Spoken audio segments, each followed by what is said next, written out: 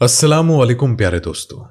आज हम आपको एक बूढ़ी औरत का वाक्य सुनाने वाले हैं जिसको उसके बेटों ने फकीर बनाकर तड़पा तड़पा कर मार डाला। जिसके बाद उन बेटों के साथ जो हुआ उसको देखकर आपके रोंगटे खड़े हो जाएंगे, आपकी रूह कांप उठेगी।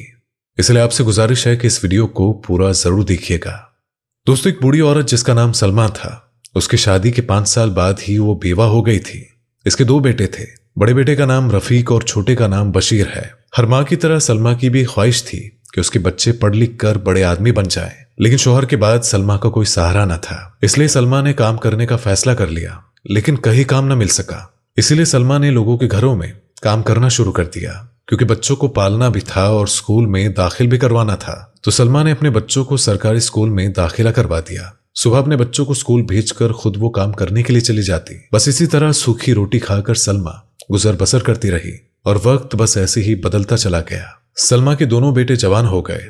रफीक और बशीर किसी के पास मजदूरी करने चले जाते और माँ का काम भी उन्होंने छुड़वा दिया था। सलमा अब घर में रहकर अपने बच्चों की राह तकती रहती थी, जो सुबह के गए हुए रात को घर वापस लौटते थे।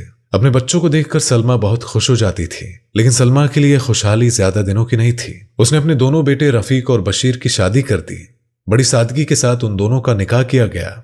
सलमा अपने बेटों की शादी करके बहुत खुश थी, क्योंकि आज मुझे अल्लाह की रहमत से बेटों के साथ 2 बेटियां भी मिल गई हैं। शादी के बाद तकरीबन 2 हफ्ते सुकून के गुजरे होंगे।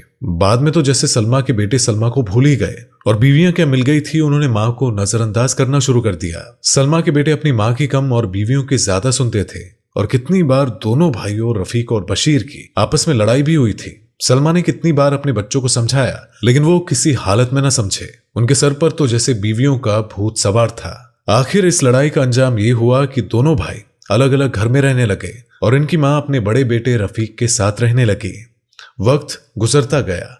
रफीक के घर एक बेटी हुई जिसका नाम गुड़िया रखा गया। और रफीक की बीवी नज़मा का रवैया सलमा के साथ बिल्कुल अच्छा नहीं था। वो सारा दिन उनसे काम करवाती और खुद नज़मा पलंग पर बैठकर पलंग तोड़ती रहती। सिर्फ खाने की जिम्मेदारी नज़मा खुद सरंजाम देती थी। एक दिन नज़मा सहन में बैठी चावल साफ कर रही थी और सहन में ही चिड़िया चहचहा रही थी, तो कुछ चावल के दाने नज़मा ने उन चिड़ियों को डाल दिए और इतने में सलमा अपने कमरे से बाहर निकल आई और चारपाई पर बैठ गई। नज़मा ने सलमा को देखते ही मुंह बनाया और कहने लगी, अम्मा क्या लेने आई हो बाहर, अंदर नहीं रह सकती? सलमा अब बूढ़ी हो गई थी। वो लड़खड़ाती हुई आवाज में बोली, हाँ बेटी, वो अंदर मेरा दम घुट रहा था, इसलिए ताजी हवा में बैठने आई हूं। नज़मा जले कटे लहजे में बोली, हाँ अंदर तो तेरा दम घुटेगा ही, पहले तो तू एसी में रहती थी ना, इसलिए उठ जा और अंदर जो रोटी पड़ी है उसे खा ले। सलमा कुछ ना बोली और वापस अंदर चली गई। अंदर कमरे में जाकर खाना खाने के लिए बैठी तो क्या देखती है कि फिर वही दाल, 3 दिन से वही दाल मिल रही है। सलमा ने नज़मा को आवाज लगाई, बेटी अगर कोई ताजा सालन बनाया है तो वही दे दो, दाल खाने को जी नहीं करता। तो नज़मा कड़क लहजे में बोली, हाँ जैसे तेरे बेटे ने मुझे मुर्गी खाना खोल कर दिया है जो तुझे रोज गोश्त भून कर दूं। लेकिन सलमा ने अल्लाह का शुक्र अदा किया और उसी दाल रोटी पर गुजारा किया। नज़मा सारा दिन सलमा से काम करवाती और सिर्फ एक वक्त की रोटी खाने को देती थी, जिसकी वजह से सुगरा बीमार रहने लगी थी। रफीक ने भी अपनी माँ की खबर ना ली और बस वो अकेले कमरे में ऐसे ही पड़ी रहती। दोपहर के वक्त जब नज़मा की बेटी स्कूल से आई तो रोटी मांगने लगी। नज़मा ने अपनी बेटी गुड़िया को ताजा सालन के साथ चावल दिए तो सलमा को यह देखकर बहुत गुस्सा आया। तो सलमा बोली कि नज़मा तुम तो कह रही थी कोई सालन नहीं है, तो फिर ये कहां से आया? तो नज़मा बोली कि यह जहां मर्जी से आया हो, मैंने क्या तेरा ठेका लेकर रखा है? ये बात सुनकर सलमा की आंखों में आंसू आ गए। इतने में सलमा का छोटा बेटा बशीर आया जो ये सब सुन रहा था। वो अपनी माँ को बोला कि चलो माँ, तुम मेरे साथ चलो और मेरे घर में रहो। बशीर अपनी माँ को लेकर घर आ गया था। जब बशीर की बीवी फरीदा ने देखा कि बशीर अपनी माँ को घर ले आया है तो 2 दिन तक तो उसका रवैया उसकी माँ के साथ यानी कि अपनी सास के साथ ठीक रहा। फिर उसके बाद फरीदा भी अपनी सास सलमा को बातें सुनाने में कोई कसर नहीं छोड़ती। ये कौन सी नज़मा से कम थी, बल्कि नज़मा से 2 हाथ आगे ही थी। फरीदा हर वक्त यही कहती रहती, पता नहीं कौन सा कारनामा सरंजाम दिया होगा जो रफीक ने तुझे घर से निकाल दिया। अब क्या इधर मेरा घर बर्बाद करने के लिए आई हो? बशीर जब भी अपनी बीवी की बातें सुनता तो वो कहता कि बस करो फरीदा, ये मेरी माँ है। फरीदा कहती, तो मैं क्या करूं? अगर तू अपनी माँ को रखना चाहता है तो अपनी माँ को रख या मुझे रख। बशीर कहता कि नहीं, तू कहीं मत जा, मैं माँ को समझाता हूं। कहता हूं कि माँ तुम फरीदा को हर वक्त क्या सुनाती रहती हो, ऐसा मत किया करो। तो सलमा कहती कि बेटा मैं कहां तेरी बीवी को सुनाती हूं, बल्कि उसने ही मेरा जीना मुहाल कर रखा है। मैं तो बस एक कोने में पड़ी रहती हूं। सलमा अब बूढ़ी हो चुकी थी। अब ऐसी मजीद बातें सुनने की इसमें हिम्मत ना थी।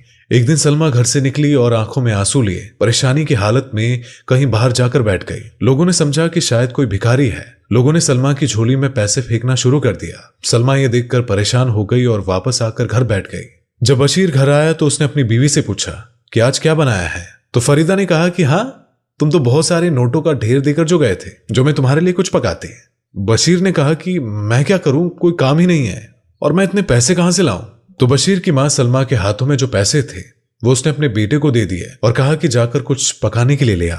जब बशीर ने इतने पैसे देखे तो उसकी आंखें खुल गई और तकरीबन 300 रुपए के करीब पैसे थे। सलमा अब रोज बाहर जाकर बैठ जाती और रोज पैसे घर लाने लगी। अब बशीर की बीवी फरीदा सलमा की कुछ इज्जत करने लगी थी। अब कम से कम उसे रोटी पर कोई ताना ना मिलता था। एक दिन रफीक की बीवी बशीर के घर किसी काम से आई। उसने सलमा यानी कि अपनी सास को भीख मांगते देखा तो उसने घर जाकर रफीक को कहा कि सारी उम्र हम खिदमत करके मर गए और अम्मा का पैसा कोई और खा जाए, ये कहां का इंसाफ है। रफीक कहने लगा कि किसकी बात कर रही हो। तो नजमा कहने लगी कि फरीदा और बशीर तेरी अम्मा की कमाई खा रहे हैं। आज मैं फरीदा के घर गई तो मैंने देखा कि तेरी अम्मा नीचे बैठी थी और लोग उसकी झोली में पैसे फेंक रहे थे और अब तेरा भाई और तेरी भाभी दोनों ही अम्मा की कमाई खा रहे हैं और उनके घर के हालात भी ठीक हो गए हैं। अरे रफीक, तू जा और अपनी अम्मा को वापस ले आ।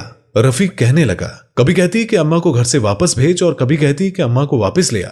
ये क्या ड्रामा लगा कर रखा है तूने। तो नजमा कहने लगी, अच्छा तो अम्मा के पैसों पर सिर्फ बशीर का ही हक है, तेरा कोई हक नहीं है। चल जा अपनी अम्मा को लेकर आ। रफीक अपने छोटे भाई और बशीर के घर आ गया और अपनी माँ को कहने लगा कि चल अम्मा, अब मैं तुझे लेने आया हूं। नजमा और गुड़िया तुझे बहुत याद कर रही है, अब चल मैं तुझे लेने आया हूं। तो छोटा भाई बशीर बोला कि हाँ, अब आ गए तुझे अम्मा की याद। उस वक्त तू कहां गया था जब तेरी बीबी अम्मा को बातें सुना रही थी। रफीक कहने लगा कि नजमा को अपनी गलती का एहसास हो गया है, इसलिए तो उसने अम्मा को बुला भेजा है, वो बहुत शर्मिंदा है। बशीर ने कहा कि नहीं, अम्मा अब मेरे पास ही रहेगी, कहीं नहीं जाएंगी। अम्मा का एक बाजू रफीक ने और एक बाजू बशीर ने पकड़ लिया और दोनों बेटे अम्मा को अपनी तरफ खींचने लगे। सलमा सोचने लगी कि मेरे ये दोनों बेटे सिर्फ पैसों के लिए लड़ रहे हैं। ये सोच सोचकर वो परेशान हो गई थी कि माँ की कोई कदर ही नहीं, सिर्फ पैसों की कदर है। जब लोगों ने मुझे भीख देनी शुरू कर दी तो दोनों बेटों को मेरी याद आ गई। सलमा ये सोच ही रही थी कि इतने में उसका जिस्म ढीला पड़ गया और सलमा ने वहीं पर दम तोड़ दिया। दोनों बेटों ने जब माँ को इस हालत में देखा तो दोनों रोने लगे और उनको एहसास हुआ कि हम माँ की खातिर नहीं बल्कि उनके पैसों की खातिर लड़ रहे थे। उन्होंने सिर्फ माँ को ही नहीं बल्कि माँ के कदमों तले जो जन्नत थी उसको भी गवा दिया था। जब माँ जिंदा थी तो उसकी कोई कदर ना थी, वो भी ऐसी माँ जिसने अपने दो बेटों के लिए अपनी सारी जिंदगी काम में गुजार दी ताकि उसके बच्चों की जिंदगी खुशहाली से गुजरे। और जब माँ को सुख देने की बारी आई तो दोनों ने माँ को इतने दुख दिए कि माँ इस दुख की वजह से इस दुनिया से चली गई। खुदारा अपने माँ बाप की कदर कीजिए, उनकी अहमियत और उनके मर्तबे को उनकी जिंदगी में ही समझिए और अल्लाह पाक सबके माँ बाप को सलामत रखे। आमीन अल्लाहुम्मा आमीन।